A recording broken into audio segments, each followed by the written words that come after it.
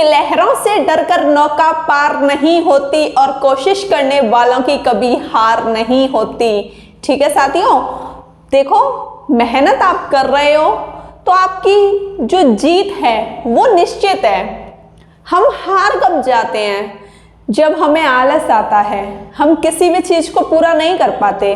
मुझे भी आलस आता है, आया था, लेकिन अब मैं एकदम आप लोगों के प्रति जागृत हूँ। अपने प्रति जब तक हम खुद के बारे में नहीं सोचेंगे, खुद के बारे में, मैं तो चलो खुद के बारे में सोच रही थी, लेकिन मेरे साथ साथ आप लोग हैं। आप खुद के बारे में सोचोगे, लेकिन मुझे आप लोगों के लिए सोचना होता है।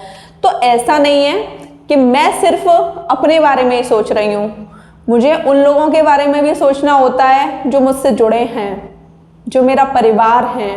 ठीक है, और फिर परिवार की बातें मानना ना मानना वो आपके ऊपर है। ठीक है, देखो हमको पढ़ना है बहुत अच्छी तरीके से। ठीक है, चीज़ों को समझकर पढ़ना है, चीज़ों को अच्छे तरीके से पढ़ना है। अब आप सोच रहे होंगे आज शाम को 6 बजे क्लास क्यों आई? शाम को इस वजह से क्लास आई क्योंकि मुझे लग रहा है कि अब मुझे संविधान को जल्दी जल्दी फिनिश कराना है, क्योंकि आपका दिल्ली पुलिस का एग्ज़ाम आने वाला है। ठीक है, तो मैं अपनी मेहनत पे नहीं रुकूंगी। तो आप भी आज से कसम खा लीजिए कि हाँ, आप भी अच्छे तरीके से मेहनत करोगे, क्योंकि हर एक पॉइंट इम्पॉर्टेंट है। क्या पता कौन सा पॉइंट पेपर में पूछ लिया जाए, और आपको पता है पॉइंट 1 से इंसान का सिलेक्शन रुक जाता है। तो आपको उन इंसानों में नहीं बनना कि हम पॉइंट 1 से रह गए, कि हम 1 नंबर से रह गए। ऐसे इंसान तो बहुत सारे मिलेंगे। ठीक है, और ऐसे इंसानों की बातें कोई मानता भी नहीं है, क्योंकि हर किसी के पास ये अच्छा वाला बहाना हो जाता है ना। और 1-2 लोगों के रेयर केस में ऐसा होता है, लेकिन वो कभी बताते नहीं है कि हाँ हम पॉइंट 1 से रह गए या हम पॉइंट 1 से नहीं रहे। ठीक है, तो आपको अपनी मेहनत अच्छे से करनी है, लगन से करनी है, क्योंकि लगन वाला इंसान एक बार को बाई चांस हार भी गया तो अनुभव उसके पास इतना होगा कि वो अगली बार तो अवश्य जीतेगा। ठीक है, समझ गए ना? अनुभव बहुत इंपॉर्टेंट है।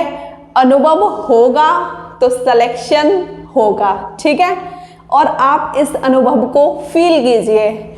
आप एक बार में ये सोचिए कि हाँ, अगर मेरा सिलेक्शन होता है तो मेरे घर में कितनी खुशी होगी। मैं जो कब से बेरोजगार हूँ, मुझे एक रोजगार मिल जाएगा।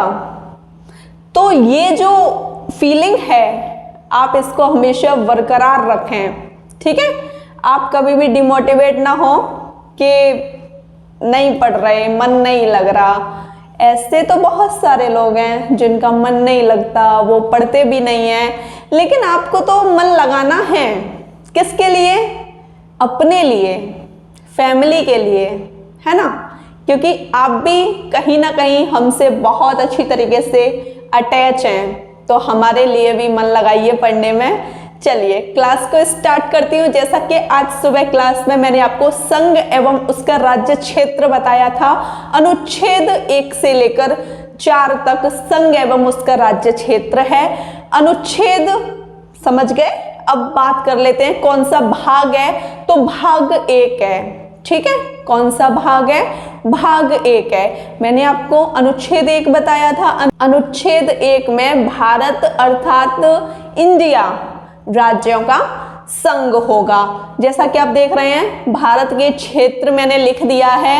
ये जो भारत के क्षेत्र आते हैं, ये अनुच्छेद 1 के अंतर्गत ही आते हैं। राज्यों का क्षेत्र, इसमें 28 राज्य हैं। ठीक है, संघ की बात आ जाए तो 8 केंद्र शासित प्रदेश हैं और अन्य राज्य क्षेत्र जो अर्जित किए गए हैं। अब इसका मतलब क्या है? आप तो राज्यों को समझते हैं, आप केंद्र शासित प्रदेश को भी समझते हैं, लेकिन ये अर्जित क्या है? सुबह बताया था ना, अर्जित का मतलब होता है ऐसे राज्य जो बाहर से लिए गए हैं, किसी देश से अपने भारत में शामिल कर लिए गए हैं, उन्हीं को हम बोलते हैं अर्जित राज्य। ठीक है, अर्जित क्षेत्र। यहाँ तक चीजें समझ गए? थोड़ा थोड़ा इसके बारे में पढ़ाएंगे, फिर हम क्लास 12 को स्टार्ट करेंगे। क्लास 12 में हम पढ़ लेंगे भाषा के आधार पर राज्यों का गठन। और जो भी लिखा रही हूँ याद होना चाहिए, है ना, याद होना चाहिए बेटो, क्योंकि मेहनत मैं ही नहीं, मेहनत मुझसे भी दुगनी आप करोगे, ये मेरा मन कहता है। तो आपको बिल्कुल भी डिमोटिवेट नहीं होना, ठीक है। सिलेक्शन लेना है दिल्ली पुलिस में तो अवश्य लेना है, क्योंकि जॉब बहुत अच्छी है, इतनी अच्छी है मैं आपको बता नहीं सकती, ठीक है। तो देख लीजिए, भारत के क्षेत्र की 3 कंडीशन में आपको बता चुकी हूँ। 28 राज्य कौन कौन से हैं? 28 राज्य। आप भी किसी ना किसी राज्य के तो भागीदार होंगे। मुझे कमेंट सेशन में बताना कि किस किस राज्य से हो आप, ठीक है। अब आप देख लीजिए 28 राज्य कौन कौन से हैं।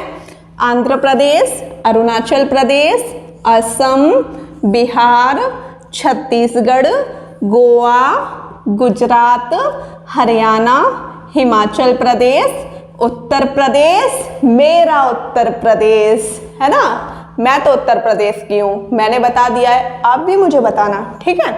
मध्य प्रदेश, उत्तराखंड, झारखंड, कर्नाटक, केरल, महाराष्ट्र, मणिपुर, मेघालय, मिजोरम, नागालैंड, ओडिशा, पंजाब, राजस्थान, सिक्किम, तमिलनाडु, तेलंगाना, त्रिपुरा, पश्चिम बंगाल, ये हैं आपके 28 राज्य। अभी हम 8 केंद्र शासित प्रदेशों के बारे में भी बहुत अच्छी तरीके से पढ़ेंगे। और मैंने आपको अनुच्छेद 2 में क्या बताया था? अनुच्छेद 2 में मैंने आपको बताया था जैसे कि किसी भी राज्य का निर्माण किया जाएगा या उसकी स्थापना की जाएगी, है ना। अब आप कहोगे कि दीदी अनुच्छेद 3 में भी तो यही है कि राज्य की स्थापना या निर्माण, इसका एक्सप्लेनेशन मैं करती हूँ, ठीक है। तो देखो ऐसे है कि अनुच्छेद 3 में अपने उत्तर प्रदेश से उत्तराखंड बना था, है ना। मतलब एक राज्य से दूसरा राज्य बन जाए तो वो अनुच्छेद 3 के अंतर्गत आएगा।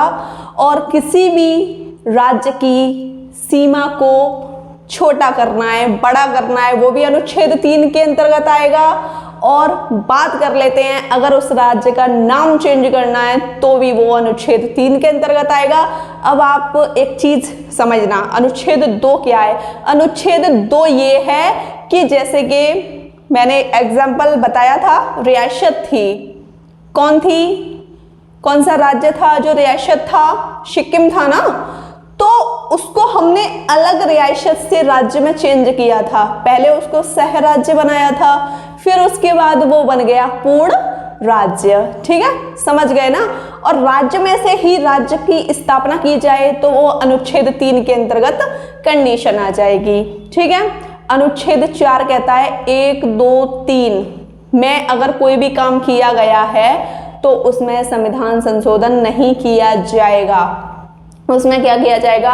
राष्ट्रपति की पूरी सहमति होगी, साधारण बहुमत से 1, 2, 3 में परिवर्तन किया जा सकता है, ठीक है। यहां तक समझ गए? कोई दिक्कत तो नहीं। अभी हमको पढ़ना है 8 केंद्र शासित प्रदेशों के बारे में। अब आप देख लीजिए, संघ राज्य केंद्र शासित प्रदेशों की संख्या कितनी है भारत में? 8 है। कौन कौन से केंद्र शासित प्रदेश हैं? देख लीजिए, एनसीटी दिल्ली, ठीक है।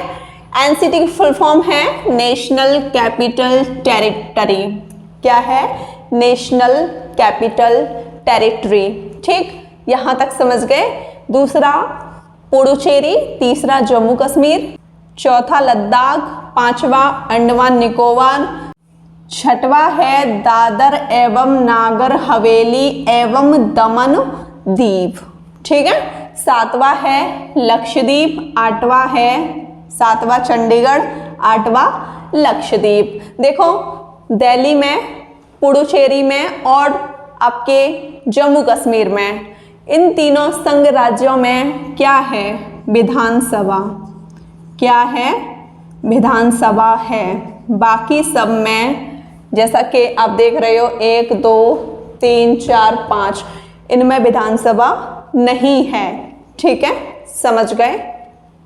एनसीटी दिल्ली में जो विधानसभा स्थापित हुई थी किस संविधान संशोधन द्वारा की गई थी? पेपर में, दिल्ली पुलिस कांस्टेबल के पेपर में ऐसे प्रश्न पूछे जाते हैं, ठीक है, समझ गए ना। एनसीटी दिल्ली में विधानसभा 69वें संविधान संशोधन 1991 में स्थापित की गई। अब बात करते हैं पुडुचेरी में विधानसभा किस संविधान संशोधन द्वारा स्थापित की गई? तो पुडुचेरी में आपके 14वें संविधान संशोधन 1962 में विधानसभा को स्थापित किया गया था। फाइनली हम लोग पढ़ने वाले हैं भाषा के आधार पर राज्यों का गठन, ठीक है। तो सबसे पहले कौन सा आयोग आया वो भी तो पता होना चाहिए, धर आयोग। कौन सा आयोग? धर आयोग। अब आप कह रहे होंगे कि दीदी ये क्या लिख रखा है आपने, व्हाट इज दिस, क्या कंफ्यूजन है? बताती हूँ। देखो, धर आयोग की जो स्थापना की गई थी, धर आयोग का गठन किया गया था 27 दोनों जगह सेम है, सन भी सेम है 1948। लेकिन जो यूपीपीएससी मानती है ना, यूपीपीएससी जो एग्जाम मानता है वो 27 नवंबर 1948 एकदम सही मानता है, और एसएससी इसको नहीं मानता, एसएससी मानता है इसका गठन 27 जून 1948। अब आप मुझे ये बताएं, आपका दिल्ली पुलिस का एग्जाम कंडक्ट कौन कराने वाला है? दिल्ली पुलिस का एग्जाम कंडक्ट एसएससी कराएगी। तो आपको ये याद रखना है कि धर आयोग का गठन कब हुआ? 27 जून 1948 को। तो कंफ्यूज नहीं होना है बिल्कुल भी, इसको यूपीपीएससी मानती है और इसको एसएससी मानती है, तो आपको एसएससी के अकॉर्डिंग चलना है, ठीक है। अब धर आयोग के जो अध्यक्ष थे वो कौन थे? एस के धर। और एस के धर ने रिपोर्ट कब सौंपी ये भी पता होना चाहिए। रिपोर्ट सौंपी थी दिसंबर 1948 ईस्वी को। और इस रिपोर्ट में क्या क्या सिफारिश की गई थी कि जो राज्यों का गठन होना चाहिए किस तरीके से होना चाहिए।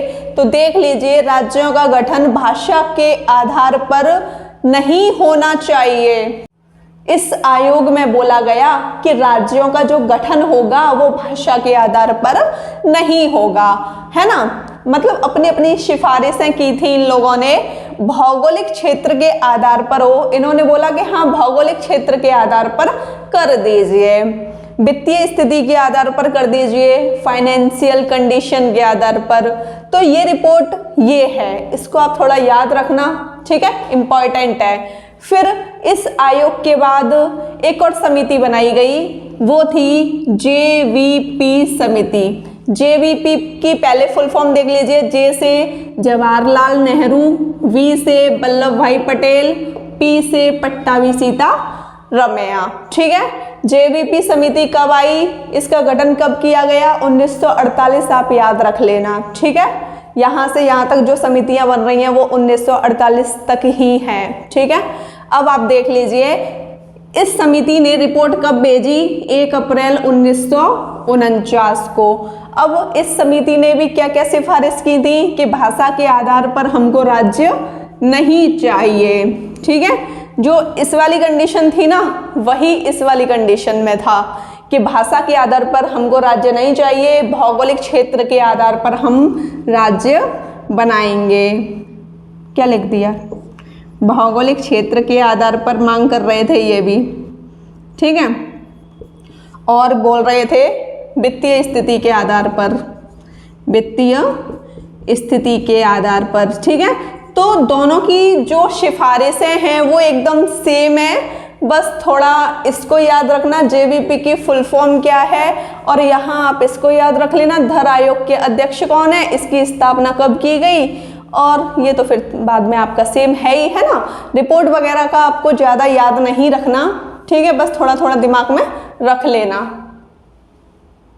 अभी हमने पढ़ा था धर आयोग के बारे में, जेवीपी समिति के बारे में, ठीक है। तो उनकी जो भी सिफारिश थी वो यही थी कि भाषा के आधार पर राज्यों का गठन नहीं होना चाहिए। उनकी खुद की सिफारिशें दी हैं, ठीक है। लेकिन आप इनका नाम देख लीजिए, कौन थे ये? पोट्टी श्री रामुलु। पोट्टी श्री रामुलु ये चाहते थे कि भाषा के आधार पर राज्यों का गठन हो। तो इनके बारे में क्या कंडीशन है? भाषा के आधार पर प्रथम राज्य की सबसे पहले जो मांग की गई वो किसके द्वारा की गई? पोट्टी श्री रामुलु के द्वारा की गई। अब भाई स्टार्टिंग में मांग कर रहे थे, ज़्यादा डिमांड्स थी नहीं, है ना, कि भाषा के आधार पर ही होना चाहिए। और ये अपनी मांग किस भाषा के आधार पर कर रहे थे? तेलुगु भाषा के आधार पर ये मांग कर रहे थे। इनकी सुनवाई नहीं हुई, इनकी सुनवाई नहीं हुई, ये बैठ गए भूख हड़ताल पे, ये बैठ गए भूख हड़ताल पे। तो देख लीजिए 56 दिन की भूख हड़ताल इन्होंने की, ठीक है भाई, कोई असर नहीं हो रहा था। लेकिन 56वें दिन, 55 दिन की भूख हड़ताल हो गई, 56वें दिन ही 15 दिसंबर 1952 को इनकी मृत्यु हो गई। किसकी? पोट्टी श्री रामुलु की, ठीक है। 56 दिन की भूख हड़ताल किसने की? पोट्टी श्री रामुलु ने। किस आधार पर भाई? क्योंकि ये मांग कर रहे थे कि भाषा के आधार पर राज्य होना चाहिए, ठीक है। अब बात कर लेते हैं, नेहरू सरकार ने भाषा के आधार पर जो पहला राज्य बनाया था वो कौन सा बनाया था? आंध्र प्रदेश। अब देखो यहाँ असर हुआ, जीवित इंसान की वैल्यू नहीं होती, मर गए, है ना। इनके मरने के बाद लोगों ने सोचा होगा कि चलो भाई कुछ ना कुछ उनके दिमाग में रहा होगा कि कर लेते हैं जो भी है, ठीक है। तो नेहरू सरकार ने भाषा के आधार पर पहला राज्य कौन सा बनाया? आंध्र प्रदेश बनाया। 10 अक्टूबर 1953 को बना दिया था, ठीक है। लेकिन पुनर्गठन इसका पूछा जाता है पेपर में। पुनर्गठन इसका हुआ 1 नवंबर 1956 ईस्वी में। आंध्र प्रदेश अपना स्थापना दिवस मनाता है 1 नवंबर को। 1 नवंबर 1956 ईस्वी में आंध्र प्रदेश का गठन कर दिया गया भाषा के आधार पर। अभी हमने आंध्र प्रदेश का गठन तो कर लिया भाषा के आधार पर, और भी तो राज्य होंगे, और भी तो केंद्र शासित प्रदेश होंगे जिनका गठन भाषा के आधार पर हुआ होगा। बिल्कुल बिल्कुल है, ठीक है। तो देख लीजिए, तो ये कंडीशन क्या है राज्य पुनर्गठन आयोग की? सबसे पहले समितियां वगैरह आती रही, गठन भी हो गया, राज्य पुनर्गठन आयोग आ गया आपका 1953 ईस्वी में। इंपॉर्टेंट है, याद कर लेना, पेपर में डायरेक्ट क्वेश्चन आ जाता है कि बताइए राज्य पुनर्गठन आयोग की स्थापना कब की गई? तो आप बताओगे 1953 ईस्वी में। इसके अध्यक्ष अफजल अली और इसके 2 सदस्य KM पनिकर और HN कुंजक, ठीक है। इतनी चीज तो दिमाग में रख ही सकते हो कि राज्य पुनर्गठन आयोग की स्थापना 1953 ईस्वी में की गई। इसके अध्यक्ष अफजल अली और इसके 2 सदस्य KM पनिकर और HN कुंजक थे, ठीक है। इसमें ज्यादा कुछ ऐसा है नहीं। अब आप देख लीजिए, राज्य पुनर्गठन आयोग तो बन गया, अब कोई एक्ट भी तो चाहिए था। बिना एक्ट के कोई भी चीज लागू हो सकती थी क्या? नहीं हो सकती थी, ठीक है। तो इन लोगों ने अपनी रिपोर्ट 1955 में भेज दी, 2 साल बाद, और 1 साल बाद बन गया राज्य पुनर्गठन अधिनियम। ये भी मोस्ट इंपॉर्टेंट है, राज्य पुनर्गठन अधिनियम की स्थापना कब की गई? 1956 ईस्वी में। और आपको मैं बता दूं, आप कह रहे होंगे ये क्या है, ग्रुप ABCD, ये क्या कंडीशन है? देखो, भाषा के आधार पर राज्यों की मांग की जा रही थी, आंध्र प्रदेश को भाषा के आधार पर ही तो बनाया गया था। अब मान लेते हैं आंध्र प्रदेश भाषा के आधार पर नहीं बना, उससे पहले क्या बोला जाता था इनको? इनको ऐसे बुलाया जाता था, ग्रुप A ये है, ग्रुप B वो वाला राज्य है। तो इस तरीके से इनका गठन नहीं हुआ था, तो इस तरीके से इनको पुकारा जाता था, ठीक है। ग्रुप ABCD को समाप्त करके 14 राज्य एवं 6 केंद्र शासित प्रदेश भाषा के आधार पर बनाए गए या इनका गठन किया गया। ठीक है, अब आप देख लीजिए भाषा के आधार पर किस वर्ष किस राज्य का गठन किया गया था। ठीक है, आंध्र प्रदेश का तो आपको पता है, वर्ष 1953 ईस्वी में आंध्र प्रदेश का गठन सबसे पहले भाषा के आधार पर किया गया था। ठीक है, समझ गए ना, किसके द्वारा? नेहरू द्वारा, है ना, अभी जस्ट कराया है।